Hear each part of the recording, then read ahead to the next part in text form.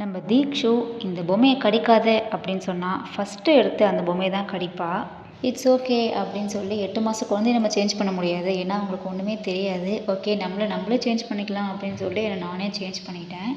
அதுவும் இந்த made in China அப்படின்னு போட்டிருக்க பொம்மையை டாக்டர் வாங்கி கொடுக்கவே கூடாது அப்படின்னு தான் சொன்னாங்க. பட் நம்மளுக்கு gift வந்த பொம்மையில் பாதி பொம்மை சைனா பொம்மை தான் அப்படின்னு மீஷோவை அப்படியே ஸ்க்ரால் பண்ணிட்டு வந்துக்கிட்டே இருந்தேன். ஒரு சூப்பரான ஒரு ப்ராடக்ட் என் கண்ணில் பட்டுச்சு. நான் மீஷோவில் வாங்கினதுலேயே ஒரு உருப்படியான ப்ராடக்ட் கூட இதை நான் சொல்லுவேன். ஏன்னா என்னோடய பேபிக்காக அந்த ப்ராடக்டை வாங்கினேன். எனக்கு ரொம்பவே யூஸ்ஃபுல்லாக இருந்தது. அந்த ப்ராடக்டோட ரிவ்யூ வீடியோ தான் இன்றைக்கி நம்ம வீடியோவில் பார்க்க போகிறோம். வீடியோக்குள்ளே போயிடலாமா? நம்ம சேனலில் ஃபர்ஸ்ட் டைம் பார்க்குறீங்கன்னா மறக்காமல் சப்ஸ்கிரைப் பண்ணி வச்சுக்கோங்க. அதுக்கு மாதுளப்பழம் எடுத்துக்கலாம். இந்த மாதிரி 2ஆக கட் பண்ணிவிட்டு அதில் உள்ள முத்துக்கள் மட்டும் நம்ம எடுத்துக்கலாம். நீங்கள் இந்த மாதிரி கரண்டியில் வச்சு பண்ணிங்கன்னா கரண்டி பின்பகுதி இருக்குல்ல, அதை வச்சு நீங்கள் நல்லா தட்டினீங்கன்னா அதில் உள்ள முத்துக்கள் மட்டும் கொட்டும். நம்ம ஒரு 2 மினிட்ஸில் ஒரு பழத்தை ஃபுல்லாக நம்ம அதில் உள்ள முத்துக்கள் எடுத்துமே நம்ம எடுத்து உடிச்சிடலாம்.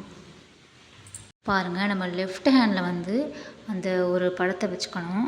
அந்த ஒரு பழத்தில் பாதி இருக்குல்ல, அந்த பாதி மூடி அதை வச்சுக்கணும்.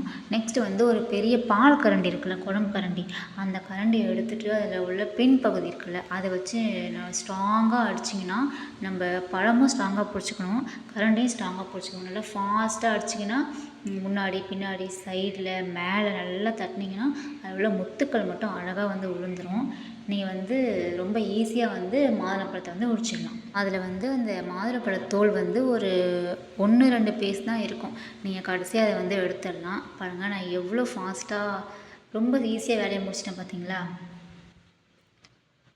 அவ்வளோதாங்க. நம்ம மாதுளப்பழத்தை உரித்து எடுத்துக்கிட்டோம்.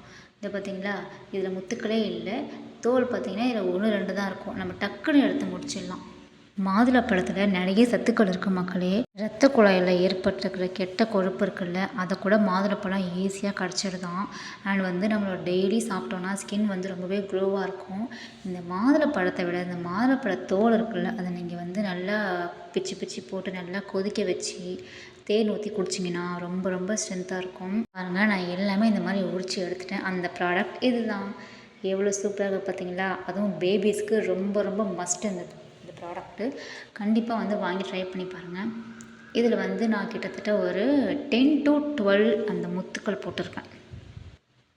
எல்லாமே போட்டு நம்ம க்ளோஸ் பண்ணி பேபிஸ்ட்டு கொடுத்துடலாம்.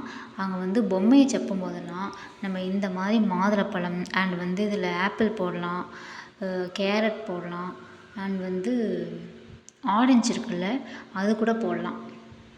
நெக்ஸ்ட்டு பனானா கூட நீங்கள் போட்டுக்கலாம். இது வரைக்கும் நான் இதில் மாதுளை, ஆப்பிள், பனானா, ஆரஞ்சு இது 4மே போட்டு கொடுத்துருக்குறேன். பாருங்கள், இவங்க தீக்ஷுக்கு ஏதாவது ஒன்று கொடுத்தா நல்லா ஆராய்ச்சி பண்ணிட்டு அப்புறமா தான் சாப்பிடுவா. அது என்னென்னு பார்த்து முடிச்சு பாருங்கள். இந்த மாதிரி சப்பும்போது அந்த ஜூஸ் மட்டும் உங்களுக்கு உள்ளே போயிடும். மாதுளப்பழ ஜூஸ் குடித்த மாதிரியும் ஆச்சு, அவங்களுக்கு ஏதாவது ஒன்று வச்சு கடித்த மாதிரியும் ஆச்சு. பாருங்கள், கடைசியில் இந்த மாதிரி தான் நம்மளுக்கு நிற்கும். அந்த ஜூஸ் ஃபுல்லாக குடிச்சிட்டாங்க அவங்க.